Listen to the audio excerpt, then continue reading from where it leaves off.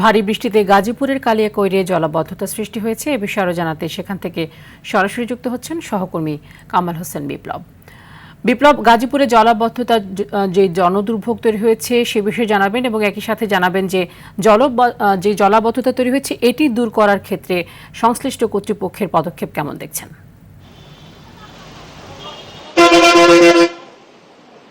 জি তানিয়া, আপনি যেমনটি জানেন যে কালিয়াকৈর পৌরসভা একটা প্রথম সারির পৌরসভা। এই পৌরসভাতে গত শনিবার রাত থেকে রবিবার দুপুর পর্যন্ত টানা বৃষ্টি কারণে যে জলাবদ্ধতা সৃষ্টি হয়েছে সেই জলাবদ্ধতা সকাল থেকে আপনাকে আমি দেখানোর চেষ্টা করেছি। এখানে কিন্তু যে মানুষের ভোগান্তি, চরম ভোগান্তিতে পড়েছে। আমি এই মুহূর্তে দাঁড়িয়ে আছি ঢাকা টাঙ্গাইল মহাসড়কের পল্লী বিদ্যুৎ এলাকায়। আমি একটু দেখাই মহাসড়কের চিত্র। এই সকাল থেকে মহাসড়ক তলিয়ে আছে এবং এই তলিয়ে যাওয়া মহাসড়ক দিয়ে কিন্তু যানবাহন চলছে তাদের জীবনের রিস্ক নিয়ে। এদিকে আপনাকে বলি, কালিয়াকৈর একটি শিল্প অধ্যুষিত এলাকা। এখানে প্রায় 15 লক্ষ মানুষের বসবাস এই পৌরসভাতে, যার ফলে এই পৌরসভাতে কিন্তু চরম ভোগান্তিতে রয়েছেন শ্রমিক, খেটে খাওয়া মানুষ এবং শিক্ষার্থীরা।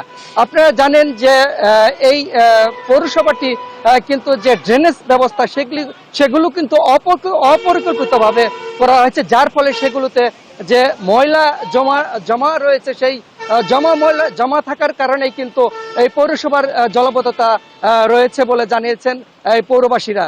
তবে সকাল থেকে আমি বিভিন্ন পৌর এলাকা ঘুরে দেখেছি বিভিন্ন ড্রেনেজ বন্ধ রয়েছে এবং কিছু ড্রেনেজের কার্যক্রম পরিচালনা করছে প্রশাসন থেকে।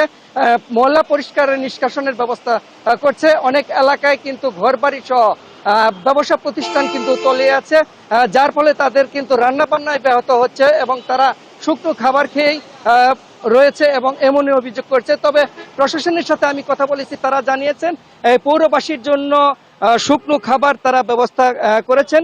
হয়তো মেবি একটু পরেই সেগুলো বিতরণ করা হবে। এছাড়া পৌরসভায় যে জলাবদ্ধতা, এই জলাবদ্ধতায় আসলে বলতে গেলে মানুষের চরম দুর্ভোগ রয়েছে। এখানে বিভিন্ন এলাকায় আমি ঘুরে দেখেছি, যে সকাল থেকে ঘুরে দেখেছি অনেকে না খেয়ে।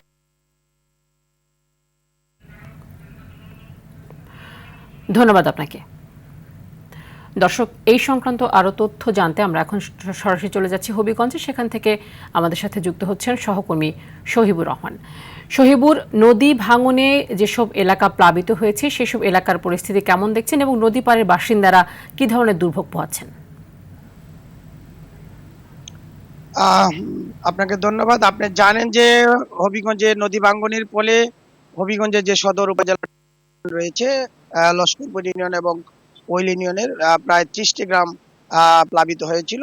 ইতিমধ্যে কিছু কিছু এলাকার পানি নামতে শুরু করেছে এবং বন্যা প্লাবিত যে বাসী রয়েছিল তারা তাদের বাড়িঘরে আস্তে আস্তে ফিরতে শুরু করেছেন এবং নিম্ন অঞ্চলের পানি এখনো পুরোপুরি নেমে যায়নি, যার ফলে নিম্ন অঞ্চলের যে বাসিন্দারা রয়েছে তাদের ব্যাপক দুর্ভোগ পোহাতে হচ্ছে। এবং আমি আপনাকে দেখানোর চেষ্টা করছি, আমি যে এলাকাটি এখন দাঁড়িয়ে আছি সেটা হচ্ছে লস্করপুর ইউনিয়নের যে আবদাবখই গ্রাম আছে, সেই গ্রামের কিছু বাড়ি আপনাকে দেখানোর চেষ্টা করছি যে তারা এখন পর্যন্ত আজকে 3 দিন হলো তারা পানিবন্দী আছে এবং তারা যেমনটা জানিয়েছিলেন কিছুক্ষণ আগে আমাদের সাথে কথা বলছিলেন এই এলাকার যে জনগণ রয়েছেন, তারা বলছিলেন যে তারা খুবই দুর্ভোগে আছে এবং তাদের কাছে এখন পর্যন্ত সরকারি কোনো শুকনো খাবার, বিশুদ্ধ পানি বা অন্যান্য এলাকার যে জনপ্রতিনিধি রয়েছে তারাও কিন্তু আসে নাই।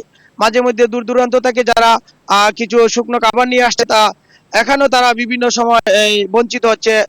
তাদের সাথে ঠেলা ধাক্কা করে ওনারা আনতে পারে না, নিতে পারে না, বিধায় তারা খুবই দুর্ভোগে আছে এবং ওনারা যেমনটা জানিয়েছিলেন যে সরকারের পক্ষ থেকে যে যদি তাদেরকে তালিকাভুক্ত করে যদি এই ত্রাণগুলো দেওয়া হতো তাহলে তারা অনেকটা ত্রাণের খাদ্য সংকট দূর হতো। এবং আমি প্রশাসনের জেলা প্রশাসক এবং বাংলাদেশ রেড ক্রিসেন্ট সোসাইটি কিছুক্ষণ আগে তারা লস্করপুর ইউনিয়নের সুগন নামক একটি গ্রাম রয়েছে, সেই গ্রামে তারা কিছু ত্রাণ বিতরণ করে গেছেন এবং জেলা প্রশাসক যেটা জানিয়েছিলেন যে পর্যায়ক্রমে যে ক্ষতিগ্রস্ত এলাকা রয়েছে এবং বানবাসী রয়েছে তাদের যে খাদ্য সংকট এবং নিরাপদ পানির যে সমস্যা রয়েছে, তারা সর্বোচ্চ প্রশাসনের পক্ষ থেকে এগুলো নিরসনের সর্বোচ্চ চেষ্টা করছেন এবং জি, ধন্যবাদ আপনাকে।